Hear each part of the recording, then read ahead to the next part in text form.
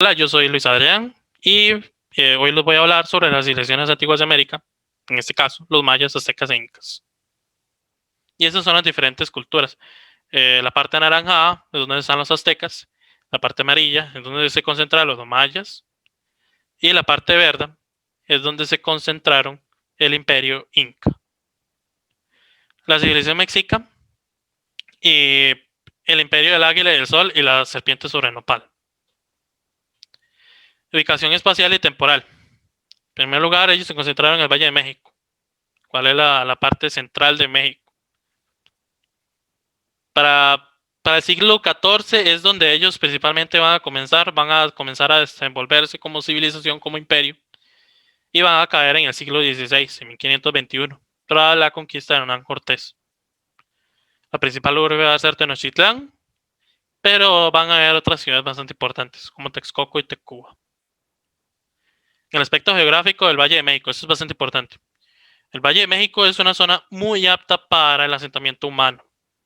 Este, como ya lo dije, el Valle de México, el valle propiamente es una propia depresión dentro de un grupo o conjunto de montañas o una cordillera en sí. Eh, y es principalmente muy apta para el asentamiento humano, no solo porque también es una llanura como tal, sino que también está bañada por diferentes ríos fluviales, cuencas fluviales o ríos, y además de grandes lagos como el Texcoco. Más adelante vamos a ver que es todo un complejo sistema de depósitos de agua dulce y también de agua salada. Y también además de eso va a tener dos estaciones bien definidas con un clima cálido. eh, y las dos estaciones son principalmente la seca y la lluviosa, evidentemente. Y la agricultura va a estar potenciada gracias al sistema de chinampas. Más adelante vamos a hablar de ello. Ahí podemos ver el mapa. El mapa 1 se puede ver los sistemas del complejo S y sistema de lagos. Y ahí podemos ver la expansión del imperio azteca a lo largo de todo México, en este caso.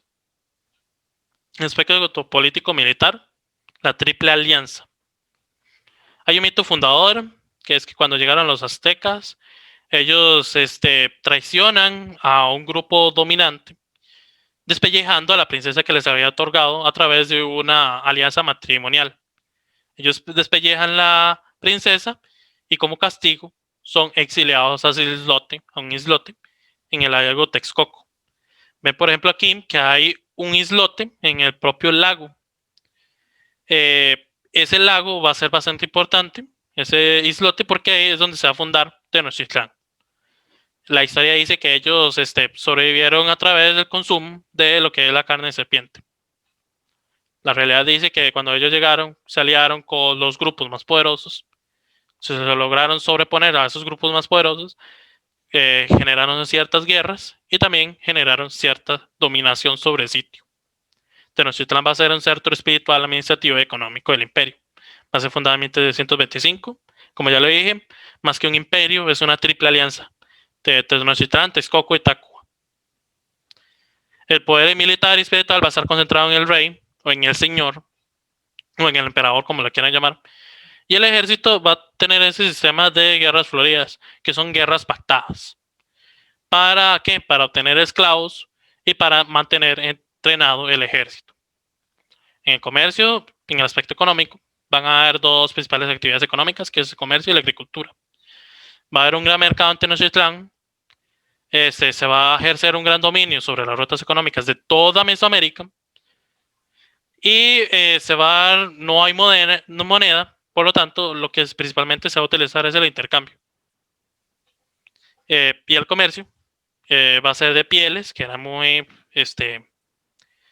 queridas propiamente en Tenochtitlán, el oro, la obsidiana para las armas propiamente. Los esclavos también eran comercializados, plumas, jade y jadeíta, la carne, los tintes, muy importante, las especies y los productos agrícolas. Y de agricultura, ya le dije como antes, las chinampas era un sistema de riego y además un sistema de la propia agricultura como tal.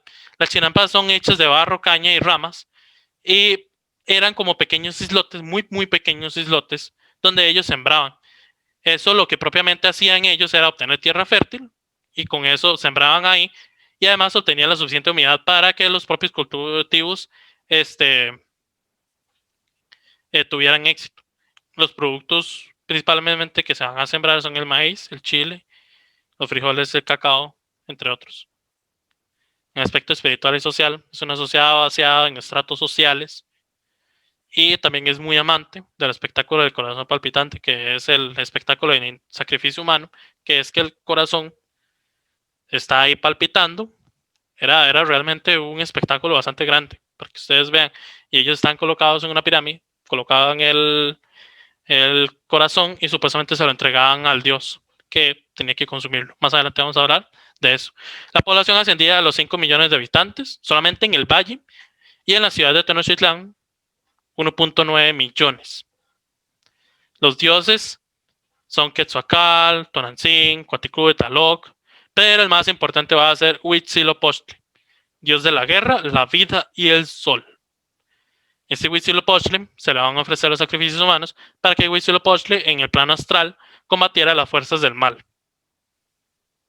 Era su propia cosmogonía, la propia cosmogonía que tenían los propios aztecas sobre el mundo.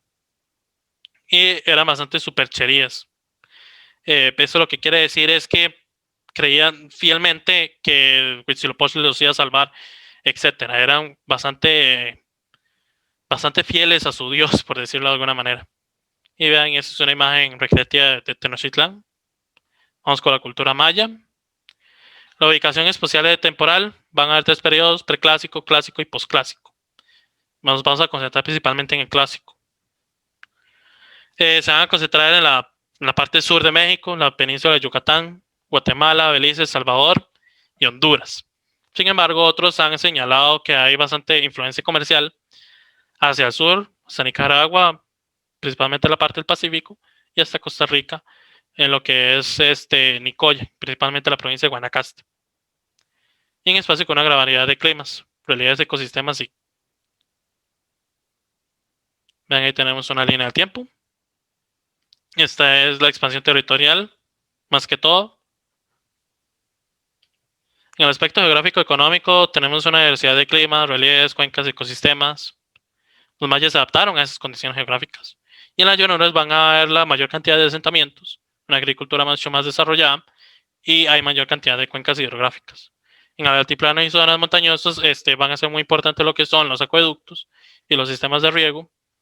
Y se va a sembrar principalmente tubérculos y leguminosas. No van a haber tantos asentamientos. En altiplano y las zonas montañosas es principalmente la parte sur, en el sistema montañoso que cubre Guatemala y El Salvador.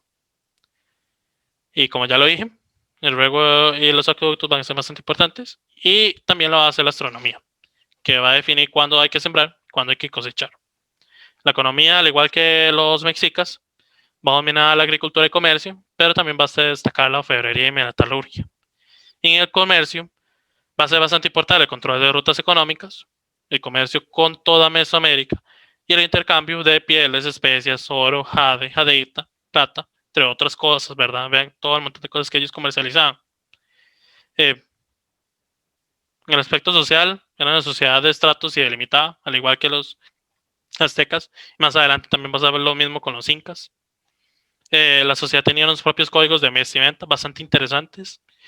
Las plumas y las pieles eran muy importantes en la propia vestimenta. Y en las deformaciones craneales eran bastante importantes en la forma como ellos percibían la propia belleza. Las mujeres, por ejemplo, tenían tatuajes, pues utilizaban muchas flores y el tinte rojo en la piel. Ellos se tintaban la piel de rojo y para ellos eso era un gran símbolo de belleza e incluso de poder económico.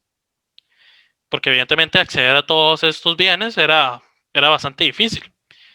Los espectáculos, va a destacar principalmente el juego de pelota, más adelante vamos a verlo, bastante interesante, y los sacrificios humanos, y el corazón palpitante, que yo antes expliqué. Vean, ahí podemos ver la pirámide, y ese es el juego de pelota. Ellos tenían diferentes campos y habían guerreros especializados en ese juego de pelota. En aspecto político, las ciudades estaban mayas. No existió un reino centralizado. Jamás se puede hablar de un imperio maya. Son ciudades-estado principalmente. Sin embargo, la evidencia histórica sí ha relatado que hubieron ciertas ciudades-estado que fueron hegemónicas dentro de otras ciudades-estado. Es decir, que tenían muchísimo poder económico, poder social, poder político. Las ciudades compartían, eso sí, la misma cultura, por eso eran mayas. Y las pirámides, esto es bastante importante. Las pirámides son símbolos de poder del señor. Y era una competencia entre reyes también. Ellos competían por ver quién era más fuerte, quién era más poderoso.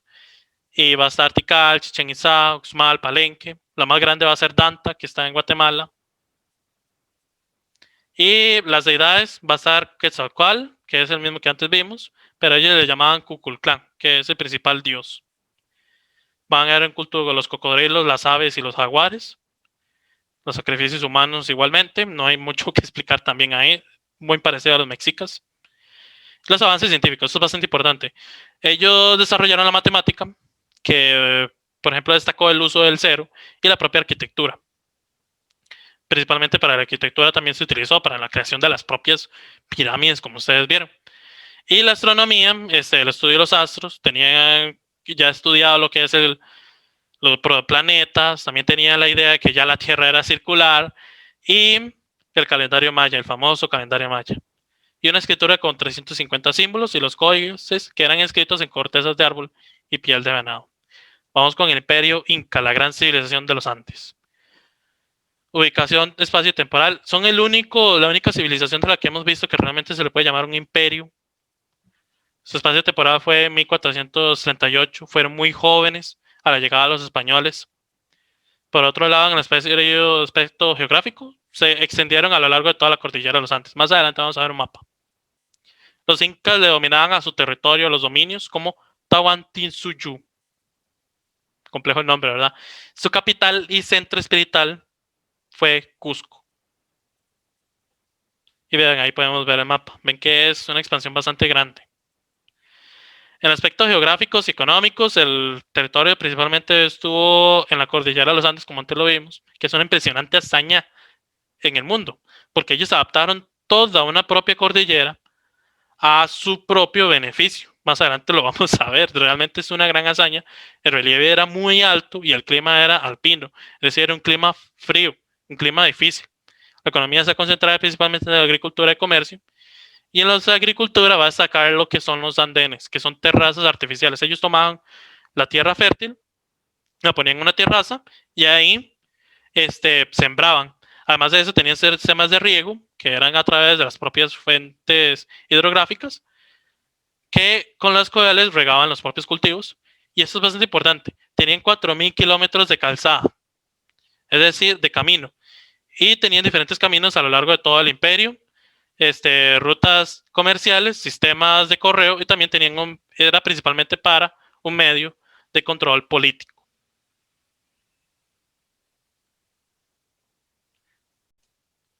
Como antes les estaba diciendo, lo que es la economía y la sociedad.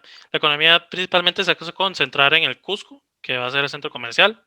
Van a destacar muchísimo lo que es la actividad ganadera, principalmente el pastoreo de llamas y alpacas, la actividad textil como tal.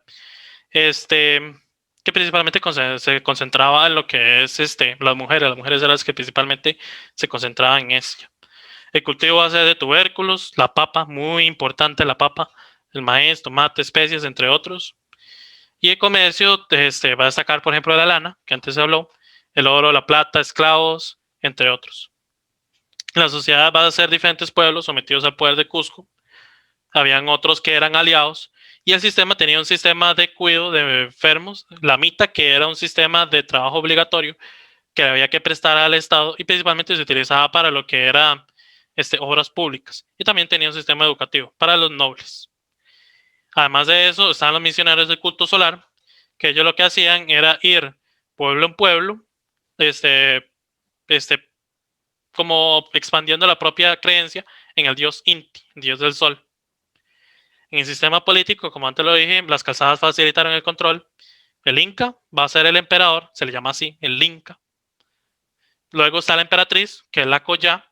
Luego están los líderes militares y espirituales, el Inca Hanan, el Inca Urín y las Iñacas, que son mujeres vírgenes que se les entrega al emperador como parte de como de una especie de harem o algo así. Ellas son otras esposas más, digamos, y representan los propios pueblos sometidos. Los pueblos sometidos tenían que entregar mujeres vírgenes al Inca como un regalo. Era un reino centralizado y autócrata, y el verdadero poder se concentraba en lo que eran los almacenes. ¿Qué eran exactamente los almacenes? Como dice el nombre, eran almacenes que estaban rodeados de lo que son recursos para la propia guerra, comida, oro, etc. Cusco, la capital, ya lo dijimos, y las deidades va a ser principalmente el dios Inti, que va a ser el dios del sol. Hay un templo bañado en oro en Cusco.